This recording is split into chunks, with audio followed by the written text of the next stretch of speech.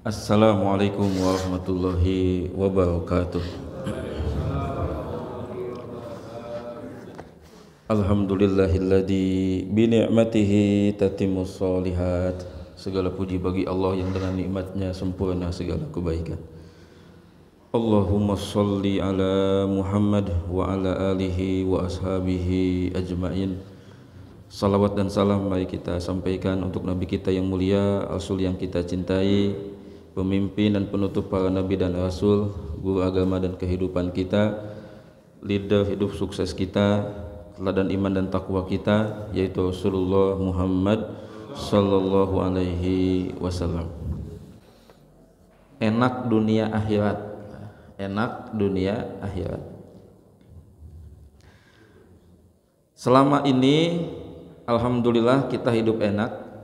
Ada episode susah, tapi episode enak lebih banyak dan sering. Betul kan? Coba renungkan ya. Selama ini kita hidup enak, ada episode susah, ada episode kita nangis, ada drama, pernah sulit, kurang duit, sakit, tapi episode enak itu lebih banyak dan sering.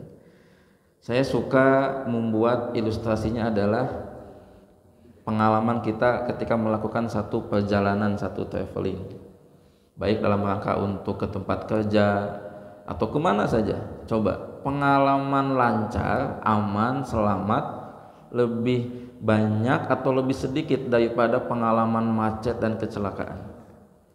Lebih banyak pengalaman lancarnya, pun dengan sehat kita. Nah, kita alhamdulillah.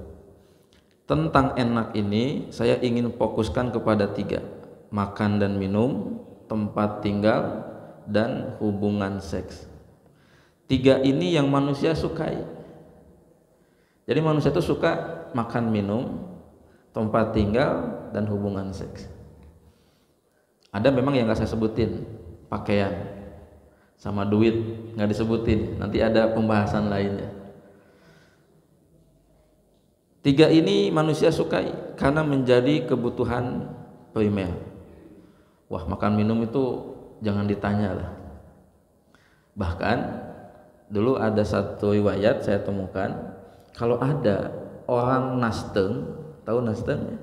Panas beuteung, kemudian jadi temperamen, jadi mudah marah, keheulan. Dulu ada seorang ulama tahu ilmu faidah fadilah makan minum.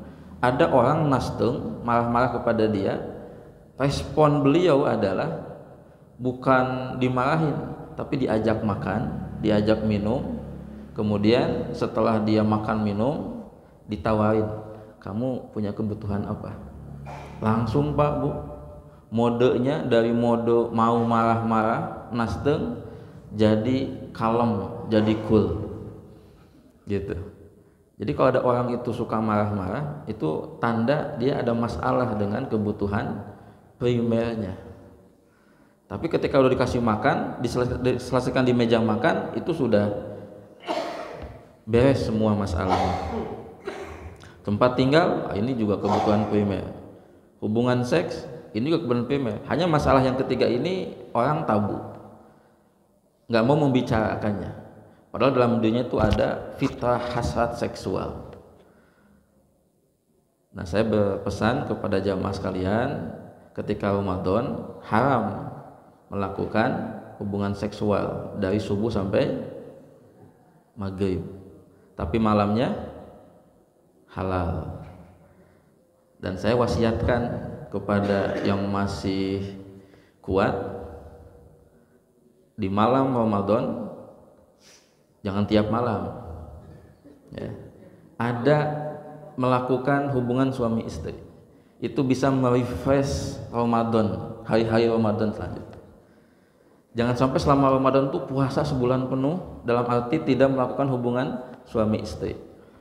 Ada sebuah riwayat yang menarik, saya kira belum bisa kita menirunya, yaitu atsar dari Ibnu Umar.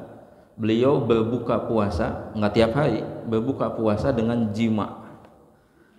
baru makan dan sholat maghrib. Yang mau ikutan gayanya Ibnu Umar silahkan ya, tapi kalau istrinya nggak mau jangan dipaksa ya. Jadi berbukanya dengan jima gitu, tapi nggak tiap hari ya, nggak tiap hari. Baik, saya lanjutkan. Makan minum enak kita menyukainya, punya rumah yang baik, nyaman dan luas kita menyukainya, hubungan seks kita juga menyukainya. Tidak ada 3 hal itu dalam hidup kita, kita bisa stres. Kita bisa stres. Buat laki-laki khususnya, ini udah diungkap oleh beberapa ulama dan banyak ulama. Laki-laki kalau kebutuhan seksualnya nggak dipenuhi bisa stres, itu bisa nasteng gitu, bisa nasteng. Cuma kan masalah ini kan dianggapnya tabu. Maka di antara tanda hubungan rumah tangga seseorang itu bagus, masih on the right track adalah ketika selain masalah komunikasi berjalan lancar, hubungan suami istri pun berjalan lancar. Kalau dalam sebuah rumah tangga suami istri udah jarang komunikasi, jarang ngobrol, nggak pernah lagi hubungan suami istri, udah tinggal nunggu waktu, boom, gitu ya. Padahal masih ada hasrat. Kita sudah merasakan enaknya makan, minum dan punya rumah. Kita sudah merasakan enaknya hubungan seksual. Maukah kita jika ketiga nikmat itu terus menjadi rezeki kita? Bukan hanya ketika di dunia, tapi sampai nanti di akhirat. Nah, inilah visi dan mindsetnya seorang mukmin. Bagaimana kenikmatan-kenikmatan hidup itu bukan hanya di dunia, tapi di akhirat. Bisa makan minum itu juga bisa nanti di akhirat, sampai di akhirat. Punya rumah, di akhirat juga punya rumah, gitu. Hubungan seks, di akhirat juga bisa berhubungan seks, gitu. Ngumpul sama keluarga di dunia, di akhirat pun bisa ngumpul. Happy di dunia, di akhirat pun bisa happy. Inilah visi seorang mukmin sejati. Di dunia kita bisa makan minum enak, maka berpikirlah bagaimana agar di akhirat juga kita bisa makan minum enak. Di dunia kita punya rumah yang teduh dan nyaman, bahkan luas, maka berpikirlah bagaimana agar di akhirat juga kita punya rumah yang teduh dan nyaman. Di dunia kita bisa merasakan nikmatnya seks, maka berpikirlah bagaimana agar di akhirat juga kita bisa merasakan nikmatnya seks. Inilah enak dan nikmat sepanjang hayat. Inilah enak dan nikmat dunia akhirat yang harus mulai jadi kesadaran, perhatian dan cita-cita kita. Karena kita hidup di dunia dan akan hidup abadi di akhirat. Agar enak dan nikmatnya sepanjang hayat, agar enak dan nikmatnya dunia akhirat, ada cara, syarat dan ketentuannya. Dan itu semua terangkum dalam 2 kata, beriman dan bertakwa. Barang siapa yang ketika di dunia dia beriman dan bertakwa, maka enak dan nikmatnya akan sepanjang hayat. Walaupun bisa jadi ada orang beriman ketika di dunia Allah uji dengan kesusahan, susah dapat makan minum enak, bahkan dia nggak punya rumah pribadi, jadi kontraktor terus sepanjang hayatnya. Tapi karena dia beriman, dia menikmati walaupun dia sebagai seorang kontraktor yang suka mengontrak pindah-pindah gitu, tapi dia menikmati karena dia punya iman. Barang siapa yang ketika di dunia dia beriman dan bertakwa, maka enak dan nikmatnya akan sepanjang hayat. Barang siapa yang ketika di dunia beriman dan bertakwa, maka enak dan nikmatnya akan dunia akhirat. Ini adalah sunnatullah dan janji Allah. Coba cek dalam Quran tentang balasan orang bertakwa. Mereka akan mendapatkan kehidupan yang baik, mereka akan mendapatkan fasilitas surga yang melezatkan.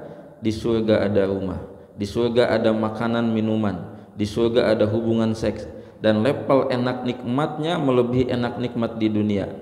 Di neraka juga ada makanan dan minuman, tapi buruk, bau, jijik dan tidak menyenangkan.